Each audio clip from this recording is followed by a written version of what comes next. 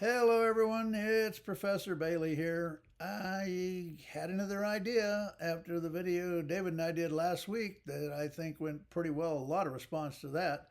I thought I'd touch on the difference of a lap between two of the best guys out there. One of them obviously is Jett Lawrence and the other one is Cooper Webb. Congratulations Cooper on your win.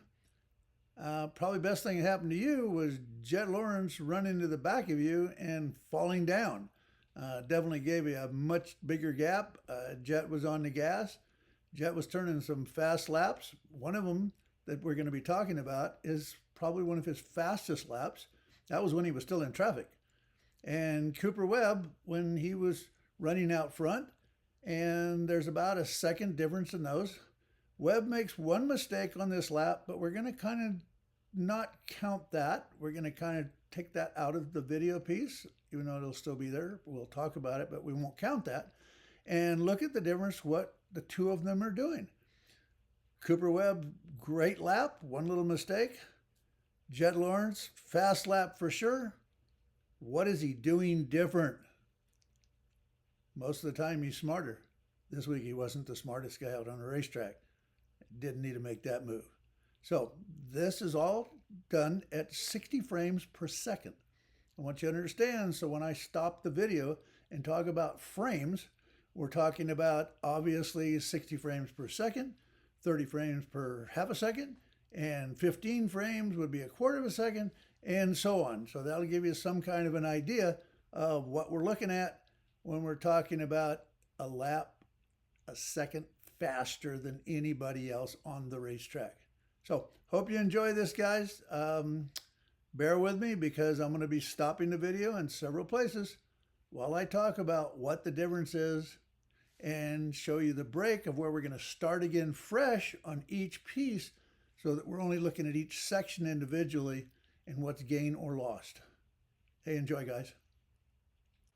Okay, what you're looking at on the screen here is the start point that I'm going to use because it's pretty good on both laps. You're going to see Cooper on the left side and you're going to see Jett Lawrence in traffic on the right hand side at this start point. So from here we're going to move it forward.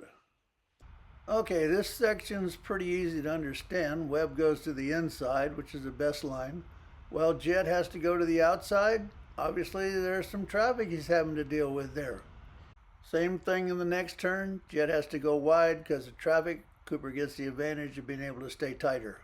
So that's 3 frames plus for Cooper. Stopping the video here shows that Cooper is at the top of the jump and Jett has not reached it yet.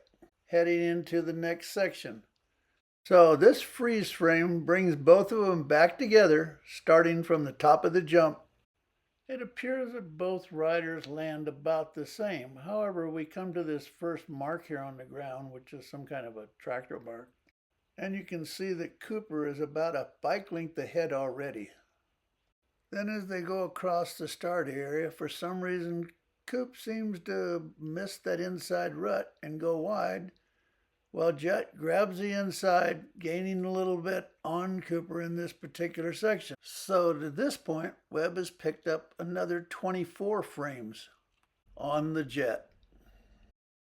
So now we're headed down the rhythm section toward the sand. Like the look of Jett Lawrence.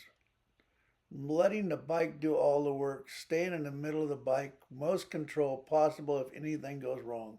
Now I'm liking Cooper's stance here. Jett already has Cooper by a full bike length, reaching the top of that jump.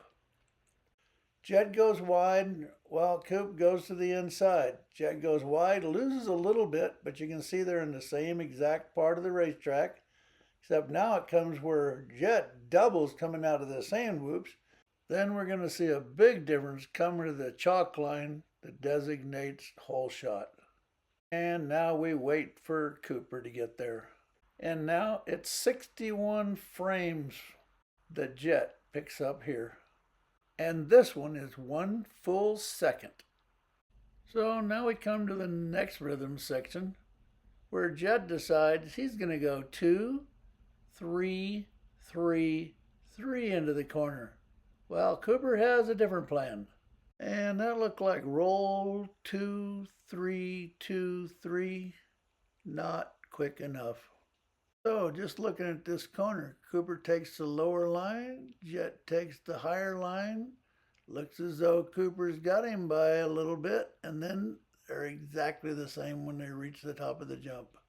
This next rhythm section looks pretty close. Not much difference there. When they get to the end, maybe Cooper has him by 2 frames, possibly. And then we come to the corner that I'm not going to count because Cooper kind of buggered that one up going in. So, looking at this next section, different plan again on how they handle it. One's skimming, one's jumping.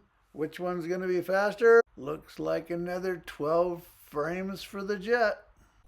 Yeah, so I thought it would be interesting to look at this lap chart. And what you're going to see here, first couple of laps, Jett is in 8th place. He then turns in an amazing lap and moves up to 5th. Then he is faster than Cooper on 6 and 7. He then turns in 2 laps faster than Cooper to move up to 3rd. Then he turns in a very not smart lap running into Cooper, moving him back to 4th. Then for the next 7 laps, he's running faster laps than Cooper's running, staying in 3rd place, but moving forward. Then Jett gets back to smart again and realizes there's no sense in pushing that hard because what champions do to win championships is sometimes they take a 3rd place. And while taking a look at Lawrence and Webb's laps side by side, let's don't forget Chase Sexton, who actually had the fastest lap in the main event on lap 9, 15, 16, 18, 21, 22, 23, and 24. So while checking the lap times, I got curious. How much time was really lost by Webb in the corner that I thought he messed up? Surprisingly, only 3 frames difference. So with that, let's take a look at a real-time split screen between the 2 riders, while remembering there are the pause frames that bring them back together in each section. Well, this is what I see when I'm watching a race. And I like to have my video camera. I've never went to a racetrack with a rider at a professional race without having my camera in all the years that I've did it. I love to break down the racetrack. I break it into sections so that I can show the rider exactly frame by frame. Sometimes that's what I'll do, is frame by frame it so you can see exactly whether it's bike angle, whether it's body position, whether it's just forward momentum. Whatever it takes to be the #1 guy, that's what I like to see, and this is what I like to do with it. Anyway, thanks guys for watching, and I hope you enjoyed.